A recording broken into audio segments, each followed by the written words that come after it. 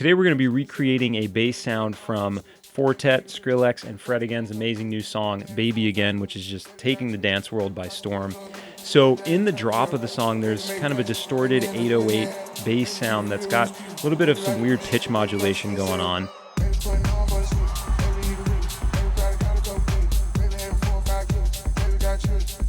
And I decided to recreate the sound using Sonic Academy's amazing Kick 2 drum synthesizer. Did you know you can actually make basses with Kick 2 as well? So we'll be using it to make a bass sound using the key tracking feature.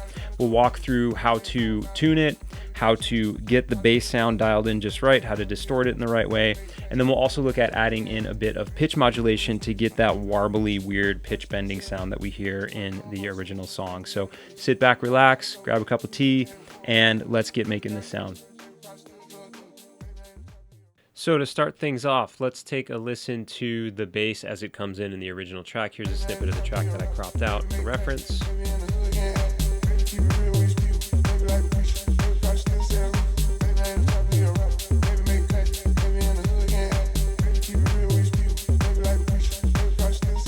And we will be using Sonic Academy's Kick 2 for this to kind of synthesize a kick sound, distort it, and do some extra things to it. So I just took a portion of the song where the drums are a little bit more isolated with the vocal, and I'm going to high pass it here. And then I also have a kick that I just kind of layered in for reference. So let me mute the bass track where I've loaded a default Kick 2. Let's just kind of hear what we're working with as our backing track here. Okay, so then if we bring the bass track back in, we have an initialized version of Kick 2. So again, I just clicked up here and went to initialize preset. We'll do it one more time. And this is what we've got right now. Let me also show you the notes that I have played in here. And you can see I've got different MIDI notes. The song is in the key of G major. I've specified that here using the Ableton scale MIDI settings. The key is in G major, and I've drawn in notes here. We're starting, you can kind of see rhythmically how this comes in like around the kick. So we start here with C note, then it goes down to 2 G notes, then we go down to 2 E notes, and then finally we land down here on, not A, on a B to kind of get down to that lowest note there. So this is the MIDI pattern we'll be using. There's a little bit of pitch bending going on in the synth that I just couldn't quite figure out in Kick 2. So once we get the core sound down, we'll render it to audio, and then we'll use Ableton's clip envelopes, the transposition modulation in the clip envelopes, to add some of that pitch bending in. But let's get the core sound here in Kick 2 first. So we'll use those notes. Now you'll notice Kick 2 is just kind of playing the same note every single time. So the trick here with this, if you want Kick 2 to track the pitch of your keyboard so you can play it almost like a bass synth, you got to turn here where it says subcontrol, turn the note button on here, and you can hear how that's now transposing along with the notes that are playing in the MIDI clip. Now there's not much of a clicky transient in the reference sound, so you can see here, click 1, we have this clicks 12 sample loaded in. I'm actually just going to turn that all the way down. We could also just mute it. So we're just going to work with the sine wave, the sub control down here, and we got the key tracking turned on.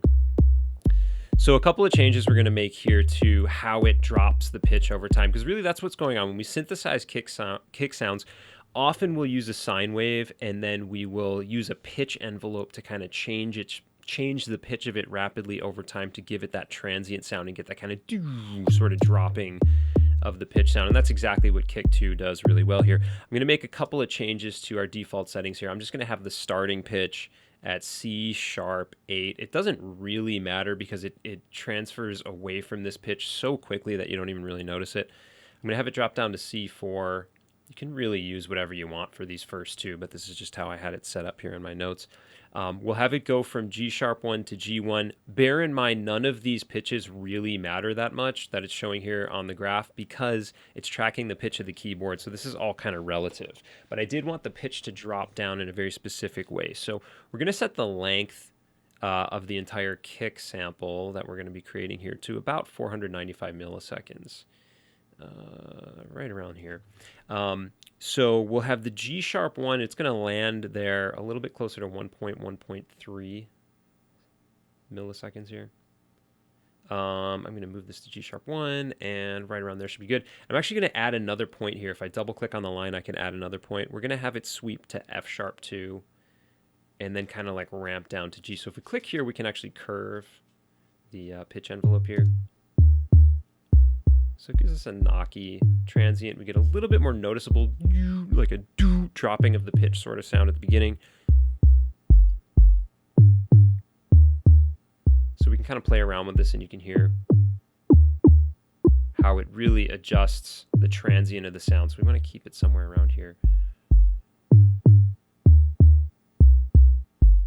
That's not bad. So we get a little bit of a long sweeping down to the pitch. This fast transient, really fast sweep of the pitch at the beginning, then it kind of drops down, drops again to give us that nice kind of rounded transient. So I like the way that's sounding.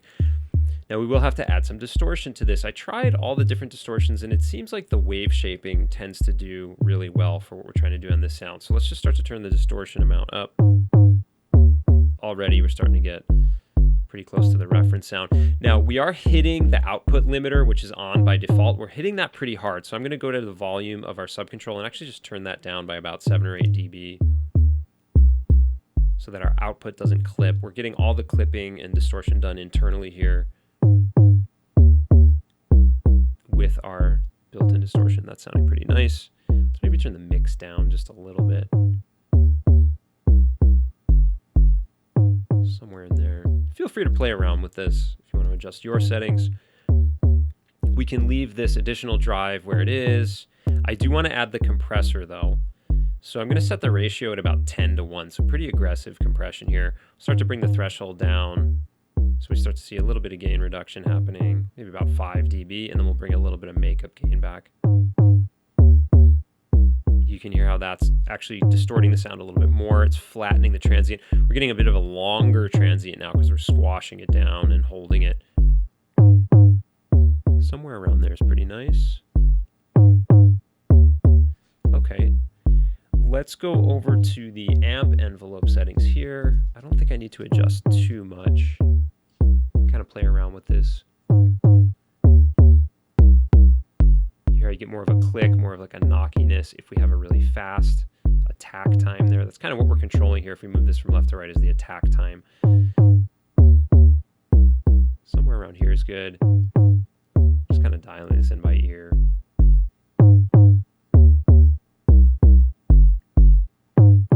Not bad. I think that's a good starting point for our kick here. The other thing too is with these clicks, I was kind of playing around with these. I found clicks 6 and 7 sound kind of nice. If you want to just add that in, that's totally optional. Let's unmute it. Keep it kind of low. But if you do want to add a little extra oomph to your transient, there's a ton of great, click samples here and different samples, hi-hats and things like that. So feel free to play around with that on your own. I kind of like the sound of 6 and 7 if they're really low.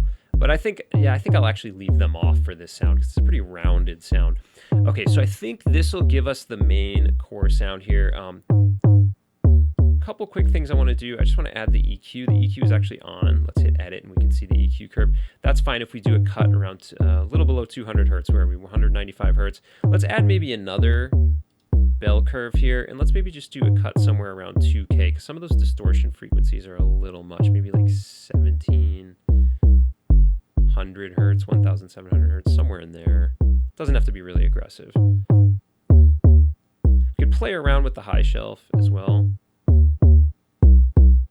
you want to bring out a little bit of the transiency, but I don't know if I want that. We'll leave that off actually. Okay, this should be fine. Maybe we'll just make the Q a little more narrow here. Yeah, I was noticing some of the wave shaping distortion adds a bit of ugliness there as we're changing pitch, so personal taste thing. Okay, that's sounding pretty good though.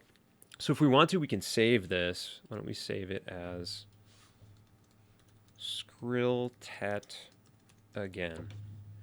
Just save it in the user presets. Okay, great. So let's hear what it sounds like in the context of our drums here. Maybe turn the volume down a little bit. Maybe like 2 dB. A little lower. Now that I'm seeing the peaks of these, it's actually pretty loud compared to those. Okay, cool. So what we're going to do then is freeze this and flatten it And then when it's turned into audio, we'll use Ableton's clip envelopes to add a little bit of pitch modulation to get that bendy pitch thing that we hear going on in the reference. So let's freeze it, right click, freeze track.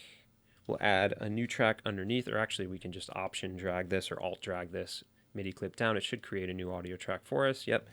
And we'll just flatten this one. And we'll call this bass audio. Sure. Now let's mute our MIDI track. Just make sure everything's sounding okay.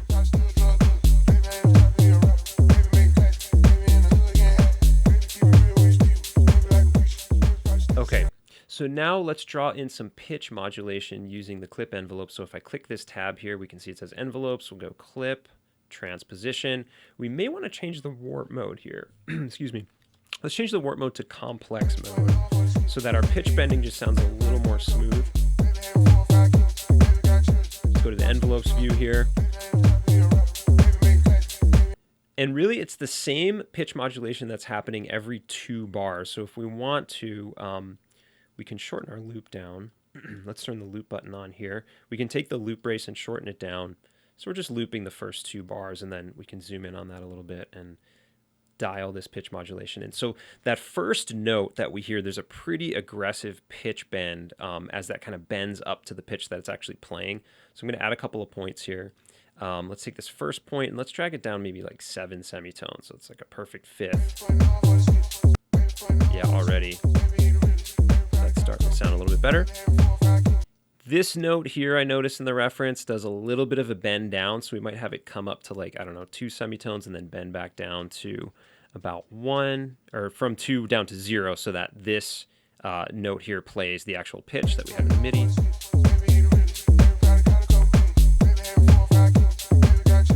And then this note here in the second bar also has a little bit of an aggressive pitch. I think it's going upwards here. So let's go, maybe we'll zoom in a little bit here. So my grid right now, it's a little hard to see because the waveform's in the way, but down here in the lower right corner, whoops, you can see the 1/32 note grid that I'm working off of right now. Let's add a point there. We've already done that. Let's add another point right here. So this pitches up, again, maybe a perfect 5th, and then back down to 0, so that the rest of the notes, the last 3 notes, are basically just going to play the same pitch. So keep in mind, when you're modulating pitch like this with a clip envelope, anything that's at 0, it's going to play the original pitch that we had in our MIDI clip here. But anything that's obviously at a different value, if the line's kind of crossing over the waveform there, it's bending up at that point, it's bending down at this point, and it's going to be bending up here. So let's take a listen to how this sounds. That's not bad, yeah. Kind of play around with the amount that this bends. Go really aggressive with it, maybe an octave. That might be too much. Yeah, I think 7 sounded good.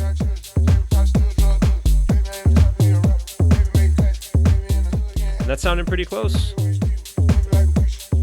So just to reiterate, we've used kick 2, and essentially all we've done in kick 2 is we've created a bass sound by pitch modulating a sine wave. That's really what's going on with the sub engine here. We've distorted the bejesus out of it. We've compressed it quite a bit and limited it because we have the limiter on here. I've just controlled the volume a little bit. Remember, we turned the sub control volume down just so that the limiter isn't like digital clipping on the output.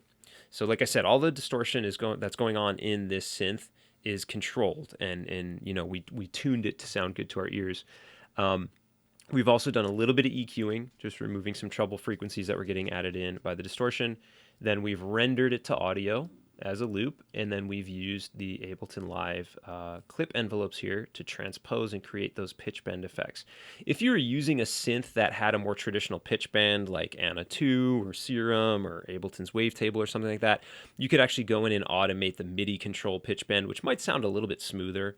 But for the purposes of for today, because we created it in kick 2 and it doesn't really have that traditional pitch control, there is a pitch knob over here it's worth mentioning. And I was trying to automate this, but it just sounded a little bit too choppy because you can see it actually snaps to different semitone values. So I just couldn't quite get it to sound right. So I felt like the pitch modulation here in Ableton's clip envelopes worked a little bit better. But I hope you've learned something and you've taken something away about whether it's using kick 2 or distorting sine waves to create cool sub bass sounds. Anyway, take this concept, use it in your own music, and have fun. I'll see you again soon on another Sonic Academy tutorial.